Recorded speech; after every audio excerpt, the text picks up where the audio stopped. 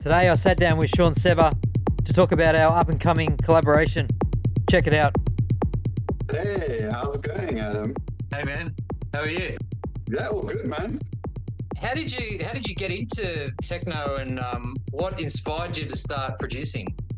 I started with trackers, actually. So internet was really shit back in the day. We didn't have a lot of samples and things. I used to frequent BBS systems, so bulletin board servers or systems, and got into the tracking scene. So it was kind of a demo scene where you produce a bit of music for computer-generated graphics at the time. But yeah, I've always been fascinated in technology, and when I was a kid, privileged to grow up in a time where computers took off. Yeah, so I got involved, touched my first synth keyboard when I was very young, got so engaged. I must have spent hours just sitting there messing around with patches, not realizing that would shape my future. I'm not mainstream, so I don't like to conform. So I fell into the underground scene, and most recently, Nordic techno. So yeah. Yeah, nice. We've just finished actually a collaboration that's been sent out to our label. What do you think the benefits of us working together was? I mean, did you get a lot out of that? Oh, absolutely. I think the biggest benefit is taking you out of your comfort zone. We all have our way of producing. We've got a unique style. But the minute you collaborate with someone, you combine that, you amalgamate those ideas. And I found it fascinating. Workflows are different. You pick up little tips and tricks, and it forces you to think a little bit fresher. And that leads to a different sound. So that sound output at the end is phenomenal. It's a completely different project. It's great. Yeah. I found that I've been involved in the couple now, and every time I do it, it kind of changes everything about the way I do everything. It's really good. I kind of now I'm kind of hooked on it. It's progressing me more and more every time. It's that's what I'm after, really. But anyway, it's been good. How would you measure, like, if we get some success from that? What would you want to see? Like, is it in terms of streams, or do you want live gigs? You want to tour, or do you want to just sell Beatport sales, or what? How do you track the progress of your? So the metrics around that. Look, I'm not dear to a specific outcome. For me, success is measured in, is that release fire? Do people get out of that release what it is we put into it, that energy? So I'm really all for just spreading the message of good quality techno, because what we have in industry today is not what I consider optimal. So it's a message, and it needs to be told. Yeah, I'm just always trying to make better music, and if it's just better than the last one, I'm happy. It's always good to see some numbers moving up there on like the Spotify playlist or whatever, but that's secondary, right? Absolutely. So what you're currently listening to in the background there is Terra. I really enjoyed putting this track together. Yeah, right. So live, what are you using there for your live recordings? So that was a TR-8S and a bit of outboard gear.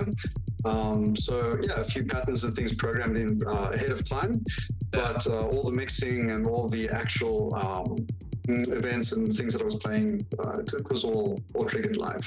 Yeah, right.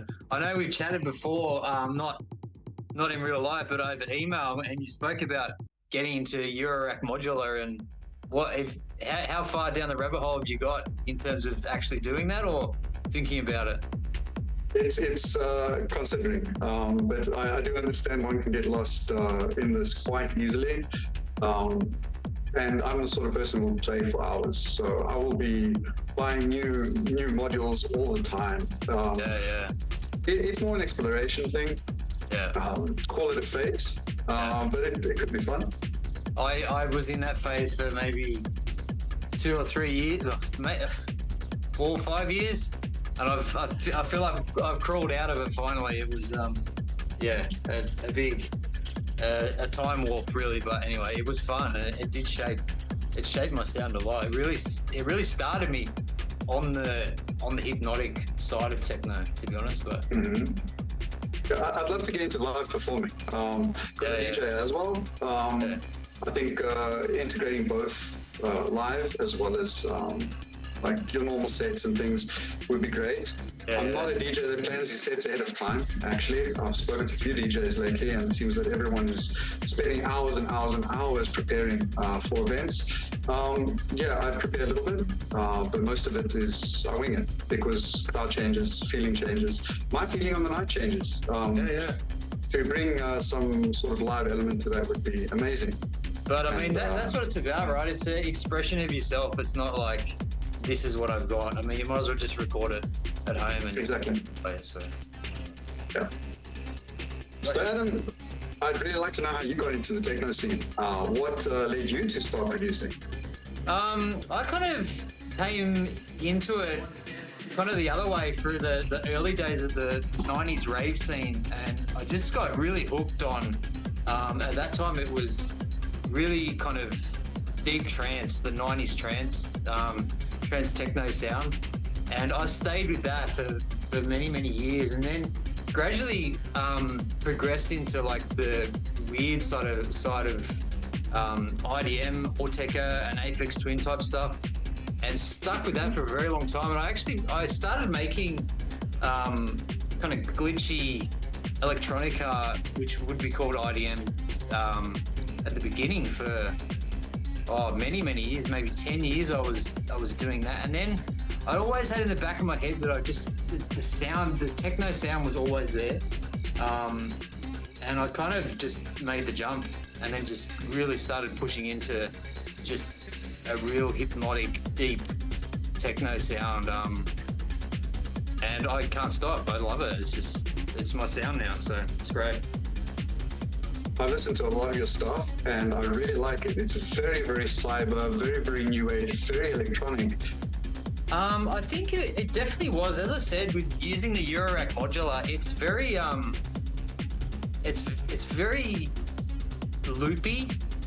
Just the nature of the way that it works is you can't really change the sequence very easily, and it leads you on this path of this hypnotic sound, and it just begs for a 4/4 kick drum just to be stuck over the top of it. And it's kind of you can either go really weird, abstract, glitchy drums over the top of it, and it just sounds like a complete mess, or you can just put a heavy 909 over the top, and it just is perfect.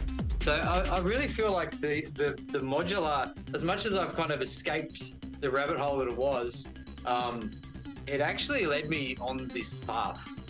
And another rabbit hole. yeah. Exactly. It's another rabbit hole, but I'm getting results now. Whereas with the Eurorack, you play and you play and you play, and it's so much fun, but you never really record anything. And then the next day you unplug it all, and it's gone forever. I mean, it's like this ethereal thing. Right? It's beautiful because it's like the Buddhist monks that make the paintings on the sand, and then the next day they just wash it all away, and it's kind of the same thing, but it's a rabbit hole. But what about criticism? How do you handle like feedback and criticism from me as a collaborator? Although I didn't give you any criticism, there was, well, not even so much feedback. It really worked well together. We kind of just gelled. But from the listeners or from the audience, if there's any bad feedback or criticism, how do you handle that? What do you do? Does it help you, or does it kind of hinder you? Well, it depends where it's coming from. If it's coming from a good place, so someone who's well-versed in techno or has a lot of releases under their belt, it's a learning opportunity that's constructive.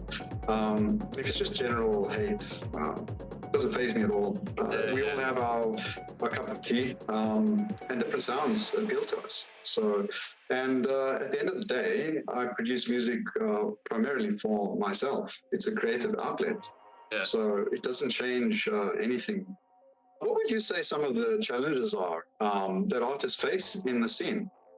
I find specifically for me, I'm kind of because I'm not actually a DJ. I feel like there's a lot of DJs out there. There's a lot of people kind of fighting for the space in front of a crowd there. And for myself, because I do play live, but I don't DJ. I want to get out. I want to perform my music, but there's no real avenue for me to do that. And especially, I've actually moved away from the city, but I was living in Sydney, and Sydney was just the scene in Sydney is not what you'd expect. I mean, I have travelled to Melbourne to go to techno events, and Melbourne's quite good. But I think Sydney's picking up, and like we spoke about earlier, the style of techno is not what I'm looking for, but at least in Melbourne, there's something. 100%.